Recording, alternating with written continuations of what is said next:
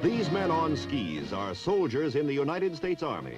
They are members of a special military organization, which was until recently highly classified.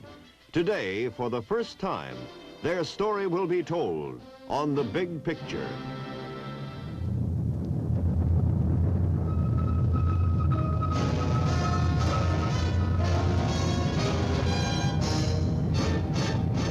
The United States Army presents The Big Picture, an official report produced for the armed forces and the American people.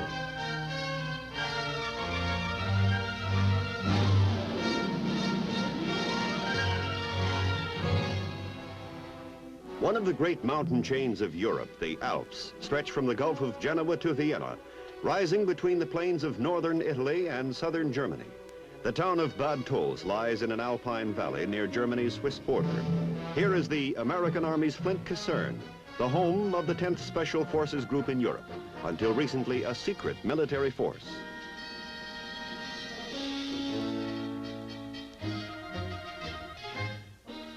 The 10th is one of 3 Special Forces groups located in Europe, in the continental United States, and in the Far East.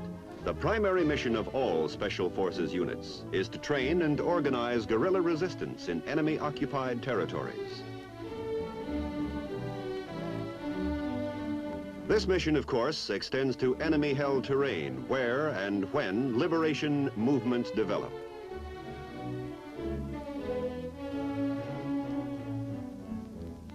The role of the men of a Special Forces group is unique, and its members are uniquely trained and qualified to carry out their hazardous and adventurous assignments. Every man is a volunteer who has passed rigorous testing. The average Special Forces team is composed of 2 officers and 13 enlisted men. Every member of the team is first trained in a particular specialty: demolition expert, communication specialist, and the like.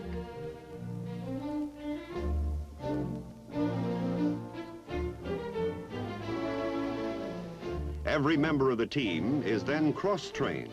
Should the demolition expert on a team be injured or captured, every other member of the team could handle the missing man's assignment.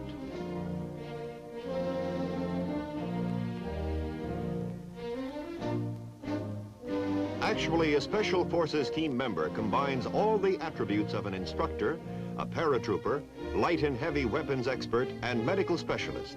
Operating behind enemy lines in hostile territory, communications play a vital part in the working life of a team. Communications must be maintained between the team and the partisan with whom they work, and between the team and its headquarters. Every team member is a trained radio or wireless operator. Because the job calls for rugged men with great physical endurance, calisthenics are not only an important part of the initial training period, but a day-to-day, year-round activity.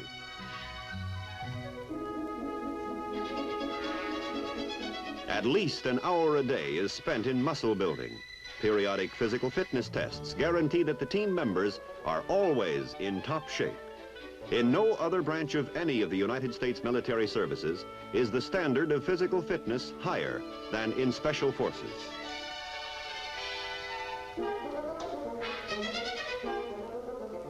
Because the teams are trained as experts in guerrilla warfare, a thorough knowledge of judo is required of the men. Among the groups at Bad Tolz, a man's hand is as deadly a weapon as a rifle or hand grenade. It takes a year to develop an adequately trained member of a Special Forces group. Language training is also included. Additional months are spent in achieving the razor sharpness required in all the skills essential to the general mission.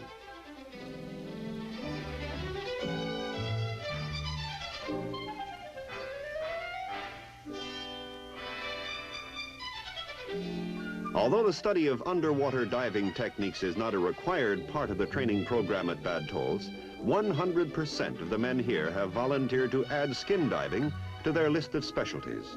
Strong lungs are essential in mountain climbing, cross-country skiing, and any sort of airborne operation. Practice with aqua lungs helps to develop lung power. Underlying the entire Special Forces training program is the cardinal rule: learn to operate in any and all physical environments, in mountains, in snow, in the desert, the jungle, even underwater.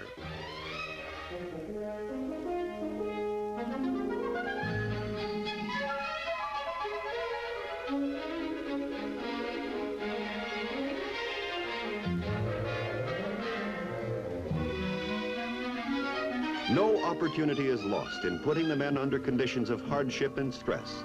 Practice in switching aqualungs underwater helps to develop a sense of discipline under artificially severe conditions. It also makes for calm nerves in times of crisis.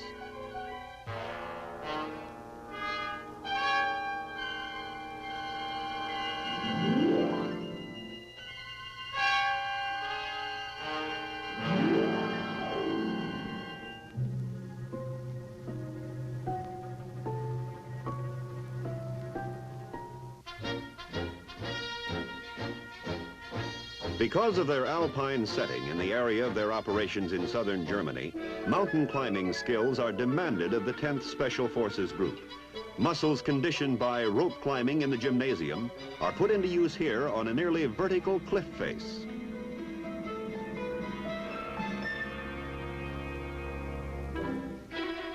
Team members must be as adept at descending mountains as they are at ascending.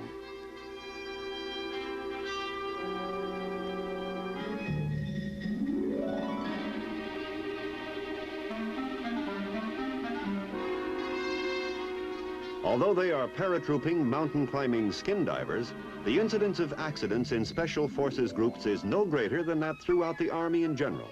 This is solid evidence of the high degree of skill attained by these guerrilla warfare specialists.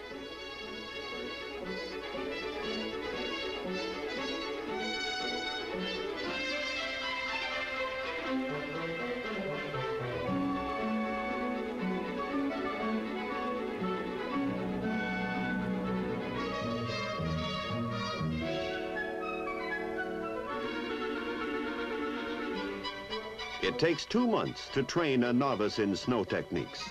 Additional months of practice are needed to make these men experts.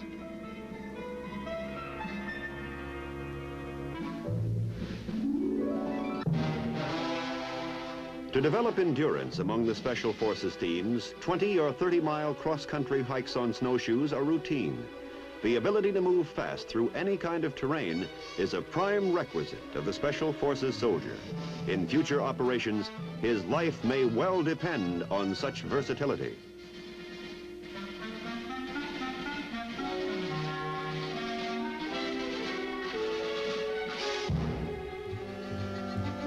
Every team member is taught the basics of first aid and emergency medical treatment. More than that, one member of the team is a medical specialist. His rating is far higher than that of the ordinary medic. He's qualified to perform simple operations in the field, such as an appendectomy.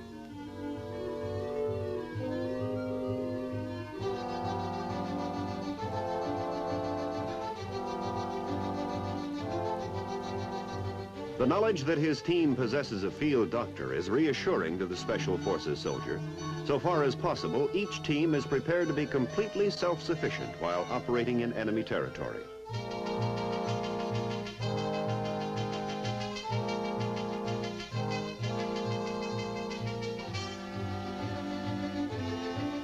Although there are parachute rigging experts attached to the Special Forces group, every team member is also taught to rig a chute.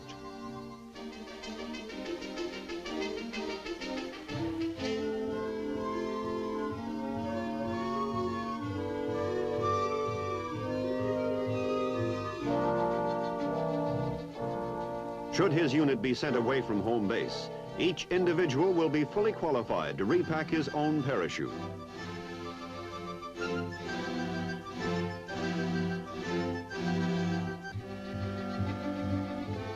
A thorough understanding of how his parachute works gives the jumper added confidence just before diving out of the plane into space. Each man will be equipped with 2 chutes, the emergency chute and the larger backpack T-10. This is an improved model of the parachute worn by airborne troops in World War II.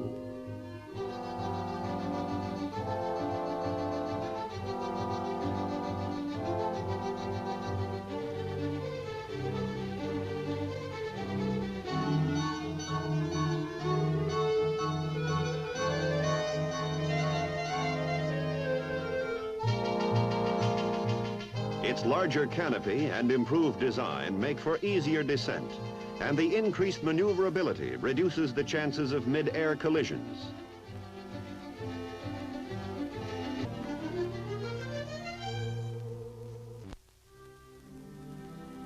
During field training missions, the many and varied skills of the Special Forces teams are put to test.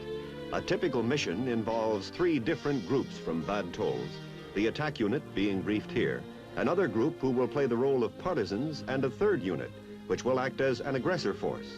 At this joint briefing, the drop zone is described and important landmarks pinpointed.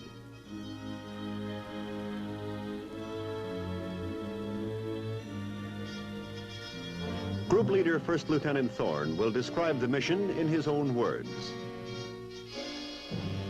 At 0400 hours, my team, Killer Group Wolfhound, was shooted up and ready to board.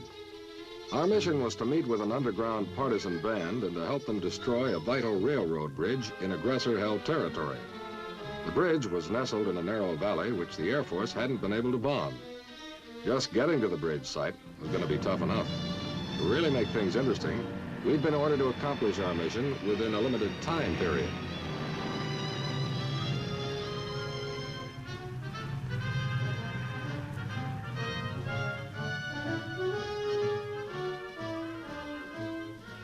The partisans had been told by radio to expect us to land shortly before dawn. We were counting on their meeting us near the drop zone. At 0500, we were nearing the drop zone. From drop time, we had only 7 hours with a lot to do.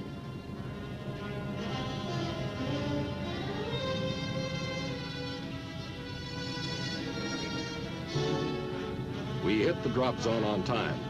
So far, so good.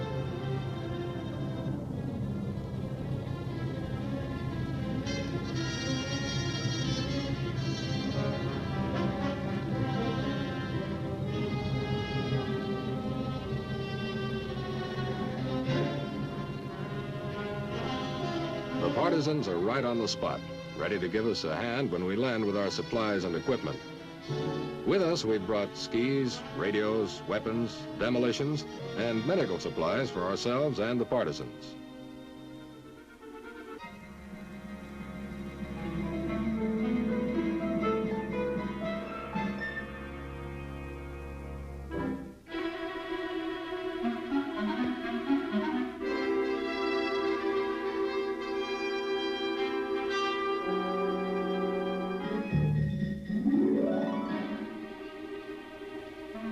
Because the enemy forces no partisans are operating in this area, we can't waste time out in the open.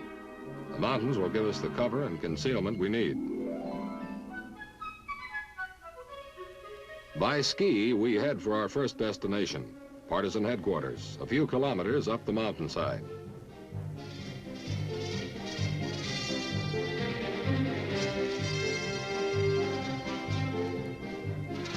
For their headquarters, the partisans have selected an abandoned woodcutter's hut. From the drop zone to here, we haven't passed another building or another person. The hut looks like a perfect jumping-off spot for our mission.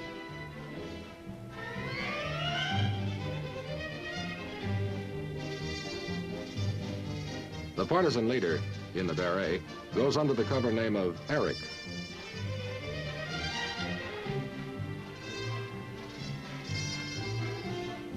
As well as demolitions for our primary target, the bridge, we've brought along anti-personnel mines. Because part of our job is teaching, we give the guerrillas a brief course in how the mines operate.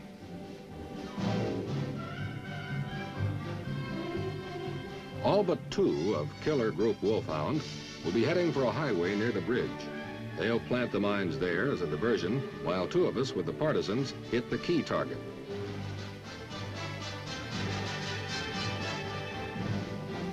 It's 0700 hours when we're ready to leave the hut. 5 hours left to complete the mission. And according to Eric, who speaks English and German, we've got nearly 20 kilometers of rugged country to cover in that time. Eric also tells us that the bridge will probably be heavily guarded.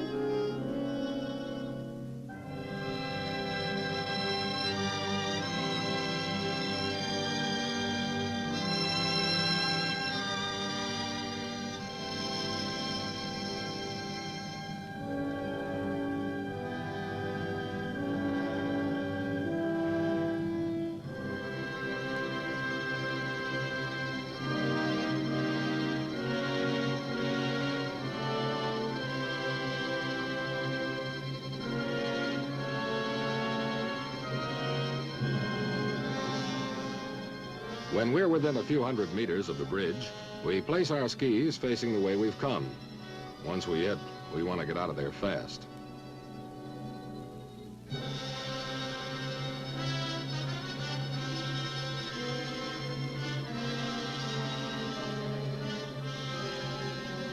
The time is now 11:45 hours. The cross-mountain hike took longer than either Eric or I figured. Now we have less than 15 minutes to line up our operation, strike, and be on our way.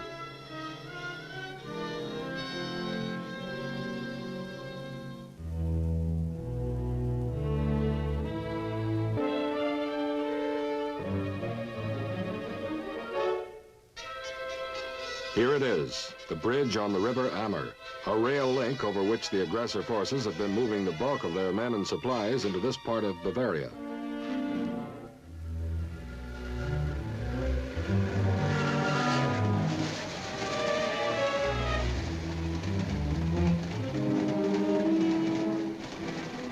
And, as warned, the bridge is heavily guarded.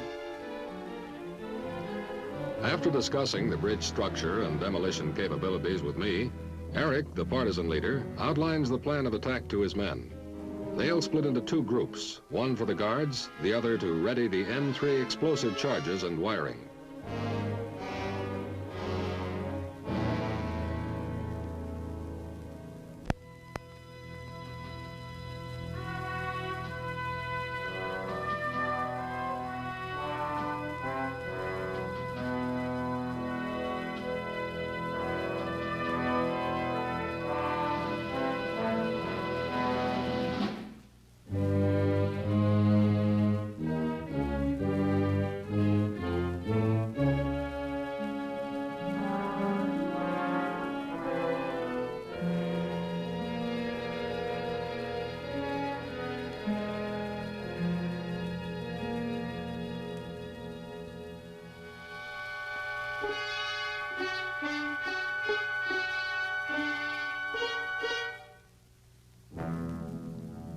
Getting the guards out of the way before they can sound the alarm is going to be one of the ticklish parts of our assignment. If the rest of my team and the other partisans have done their job, a large part of the aggressor's forces will be off on a wild goose chase. But those aggressors remaining at the command post are still too close for comfort, just up the hill beyond the bridge. We can't make a sound until we actually blow the bridge.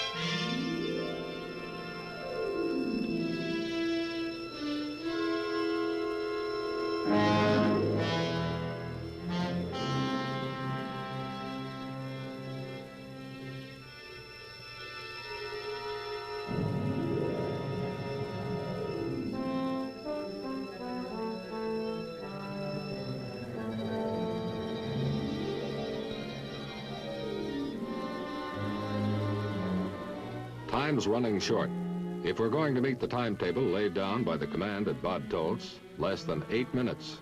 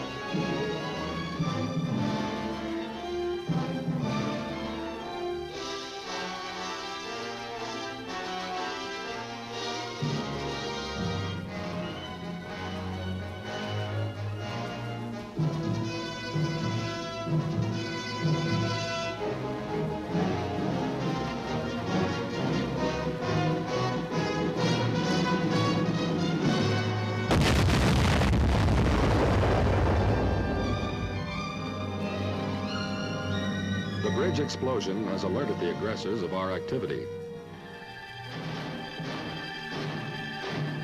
They have dogs and men who know the terrain. Should they overtake us, our mission will only be partly successful. We've got to move fast and keep distance between them and us.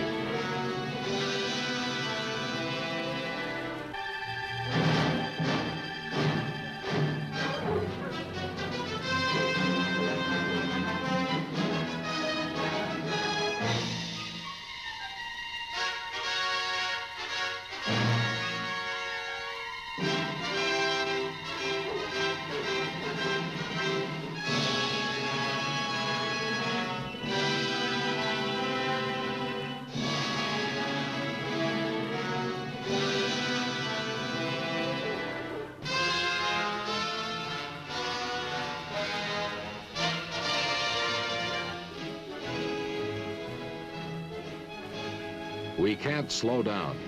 This is when our endurance and training must pay off. Eric can still see aggressor patrols in close pursuit.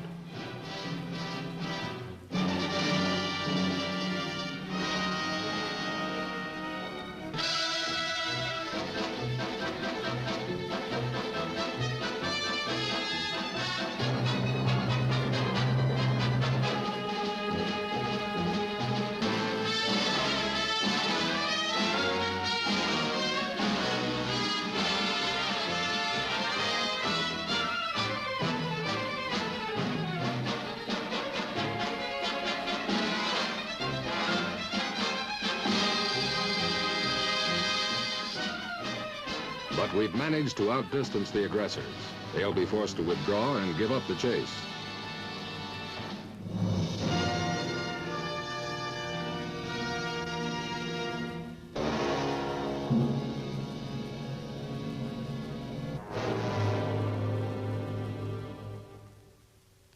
And so, mission accomplished successfully. The team has a right to feel proud, but that doesn't mean they'll be resting on their laurels.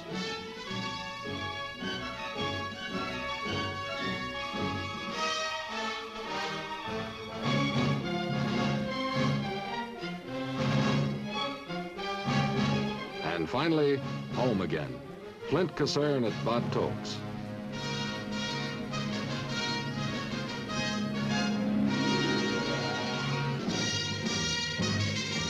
Tomorrow, they'll be out for more training, climbing mountains or making practice jumps. It's a rugged, exciting job, and no soldier with 10th Special Forces would have it any other way.